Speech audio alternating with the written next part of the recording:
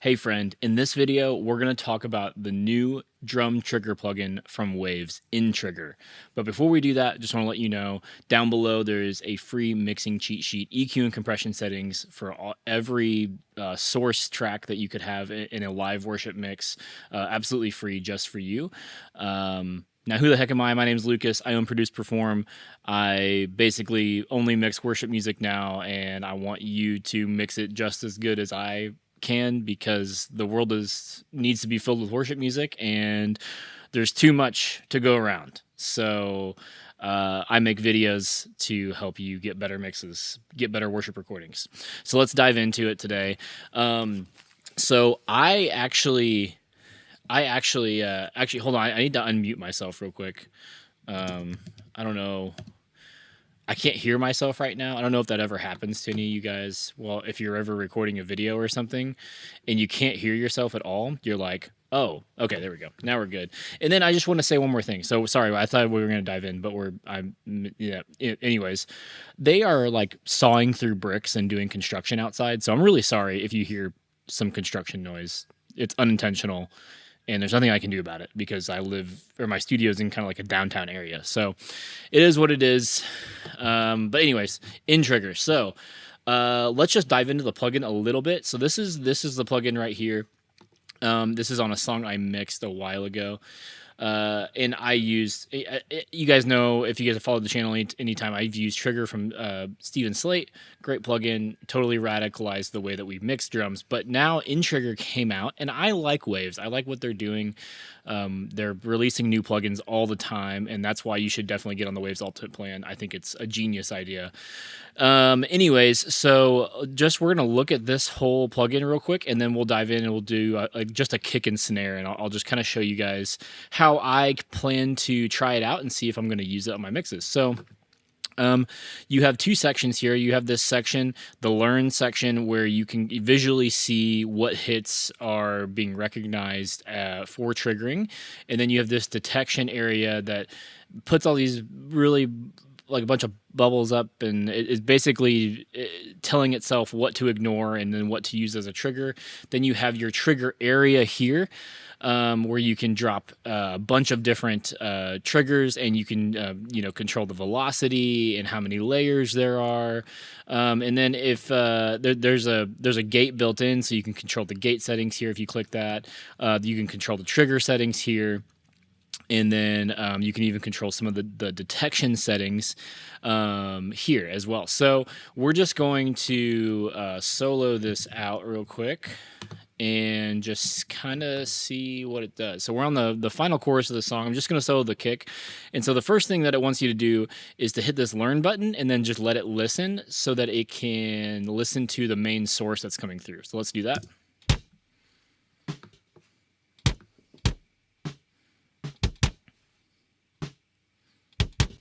Okay, so now, see, it's basically, now it's like you see these red ones, that's what it's ignoring. And so if I look here at the waveform, it's doing a great job ignoring all the snare, toms, all that stuff. So we're just getting kick, and we are hearing the actual kick mic and the gate that's already built in. So pretty cool. And what's cool about the gate, I just want to say this, is that the gate is actually it's not releasing, it's not attacking and holding and stuff. It's not really like opening up the gate according to the audio that's coming in. It's according to the detection area here, which is actually really cool. And so you can kind of control the amount of detection, just so you know, if there are some softer drum hits and it's missing it, you can actually pull this target area down, and then it will, you can see on the screen here, it will turn some of those red dots blue. and then so then it'll let those back through and then use that for triggering your sample. But I actually find most of the time at 80% from the couple times that I've used it so far, it's pretty good. And then on these trigger settings, if you guys have used the other trigger plugins, this is basically the retrigger is how quickly it can trigger a new sample. So if sometimes you have a snare hit and then a tom hit immediately after, it will sometimes recognize that as two snare hits, and you don't want that. So you can adjust the retrigger, you can adjust the actual sensitivity of that as well. But this is all set whenever you do the learn function. So this is setting it for you. And then the really cool thing about this trigger shift is this is shifting the amount of time that the trigger is hitting, or when it's hitting, so that it lines up with your actual microphone hit. So it's changing the latency of the plugin, which is super cool. So ideally, you want to change, if you need to change this, you need to change it while it's not playing, while there is no playback. So super cool about that. Detection settings, you can change the focus here to full range, mid range, and high range. So if you want it to focus anywhere, and then you can change the roll off there, and then with the separation, you can change the settings there. So if you really want it to be really nitpicky, you can change it to extreme. But as far as I'm aware, if you just leave it on standard, it just works super well. And so now let's dive into actually putting a sample on here. So they have tons of samples built in. So if you go up to the kind of like the preset settings here, you can go and find kick sounds. They've got rock, R&B, all sorts of stuff. But as you know, we're very particular about our drum samples, especially in worship music. So if you go to this little folder icon here, you can then route to some of your drum samples. And so if you guys know me, I love the Frankie kick from the Austin Davis collection. And so we're just going to grab that wave file. And so I'm going to grab the loudest one here, which is number 10, and we're going to drop it in, if it will load.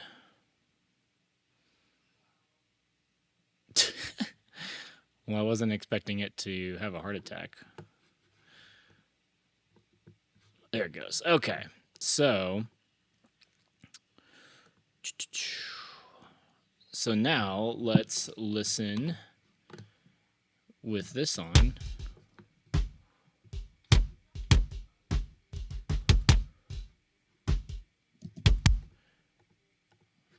I think I lost my learn. Okay, here, let's do it again.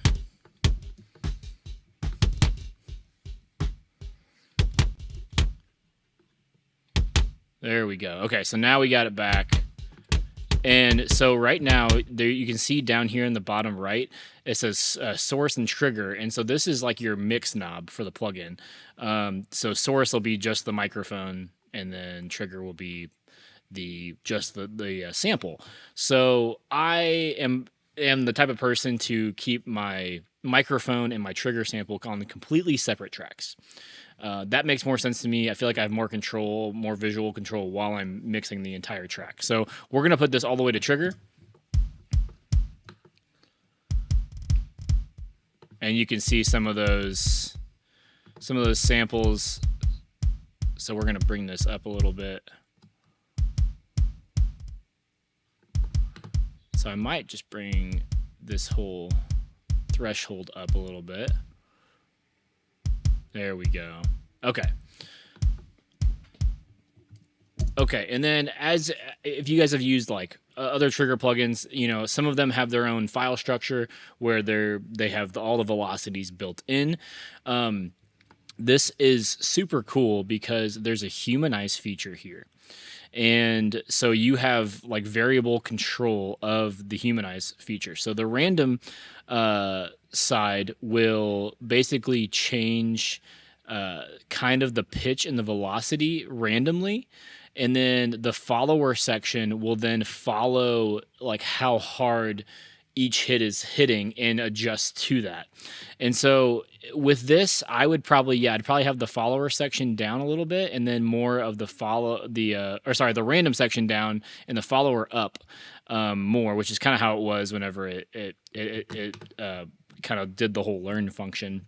And then right here, this knob right here is your overall humanize control for this sample, this particular sample. So if we then hit play here and I turn this all the way up,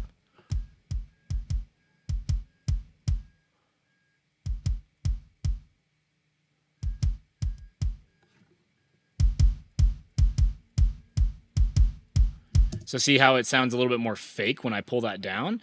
And so I think for kick drum, a good 50% would probably be great. And so it's just making it really feel more of like a human was playing it, because obviously with us being humans, we don't hit the drum or kick, the kick pedal the exact same way every single time like that, and it kind of starts to sound fake, and nobody really wants that. So this is a super cool feature that I haven't seen before, and it was so easy to dial in. And so now let's hear it in the context of the drum mix here. So I'll do this, pull it down, and I'm just gonna pull it up.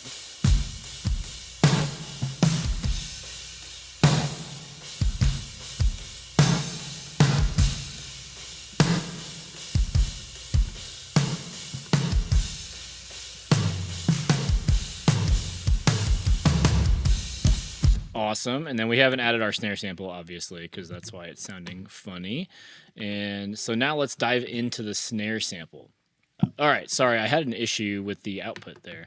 So now we're back in. This is the most amount of edits I've ever done in a video.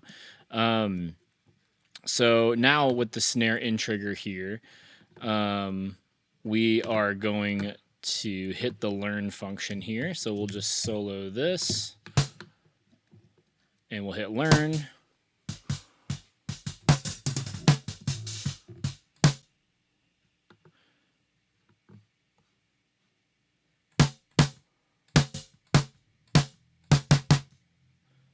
Yeah, that's pretty good. That's pretty good.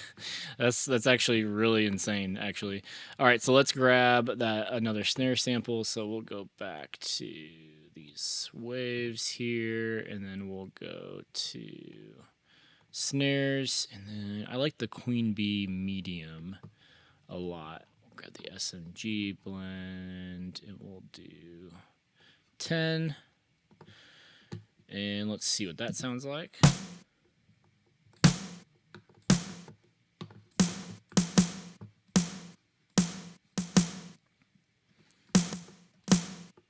So we are getting some random triggers here, so let's just bring it up a little bit. And we'll bring it back. Why is it not seeing anything now? Let me turn it down. There we go.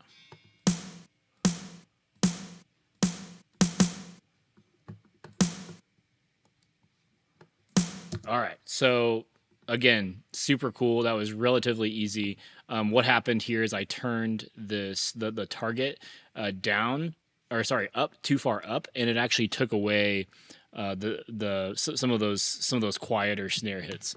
And so can you even take it further? Yes. Double click on the sample, and then you can actually edit the ins and out points of that sample. You can change the tuning of it if you want to tune your snare up a little bit or down a little bit, which can be super cool. Depending on like if you want to match the actual resonant tone of the microphone of the actual snare kit. And then you have a filter here, so you can filter some stuff out. Add some drive here. Like this is...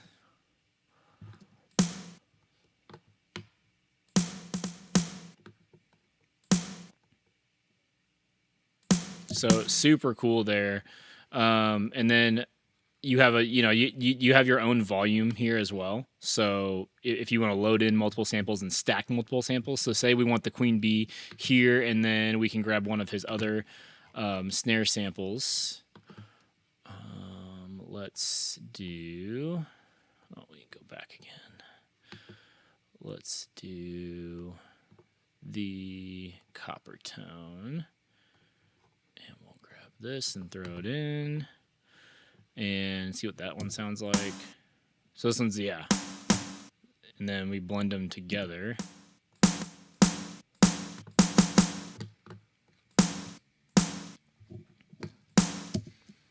And yeah, so and then you can blend as many of these samples together as you want, which is really cool. You can just keep going. Now, there is a different way to do this. So I'm just going to show you guys that real quick. So we're going to take all these out, and you can change this to the velocity setting here. You can also click through it, but you can change it to velocity. So what we had it on was all layers, and now we can change it to velocity, which then we can actually basically you can go to your Finder, and you guys can't see this right now just because I don't have it set up on OBS like this. So you'll see me clicking around, and it'll look kind of funny. But I'm just routing to my drum samples. And what I'm going to do is I'm going to drag all of the samples in from highest to lowest. And so I'm just going to drag the ones in from the Austin Davis collection, the Queen Bee medium, the SMG blend. And so he has 10. And so they're each at like different, like they're being hit at a different, like an actual different level. So that like some of them are loud, some of them are quieter. Okay, so now we got them all loaded in here, and so you can see we have one here, and then you have it goes up to 8, it looks like. And so basically what this is going to do when you have it on velocity mode is InTrigger is going to look and split them up automatically for you. And so this is really cool actually, because you don't have to create some special file or anything, and you can even tweak each of these individually. So like if you want to come down here and maybe put more or tune down the quieter ones so they sound a little more fat when they're quieter, or more top end, whichever it will actually go in and choose which sample to actually trigger. Let me see if I can find. Let me see if I can pull this build up here.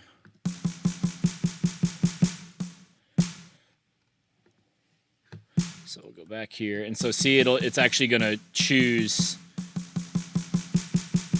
different samples during that build. So then whenever it's building, let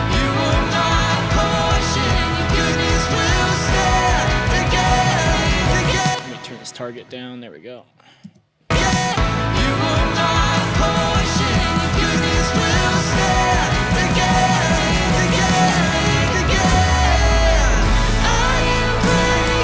So you can tweak it as much as you want. You can change all this. Like it's some really cool stuff. I am going to try to use it on a few mixes coming up, but I think this is kind of the new way to do this, because and some of the other plugins, you really like this whole trigger section of getting it dialed in and making sure that it triggers correctly and all this. It's 80% done for you. You may have to tweak it a little bit. You may have to change a few things here and there, but it's a super cool concept to drum triggering. And us in the worship community, we obviously like to trigger drums. Like it's just part of the sound, and so this might be a really unique way. Also, you can use InTrigger live. You can use it on a live mix on your console if you want to use it with the Waves. What is that called? The Super Rack Performer, Waves Super Rack Performer. So it's super cool. I might do a video on that one day, because I've triggered drums live with some other triggers and it worked, but I can never get the phasing right. And so I wonder with this if it will auto adjust for that. That'd be super cool.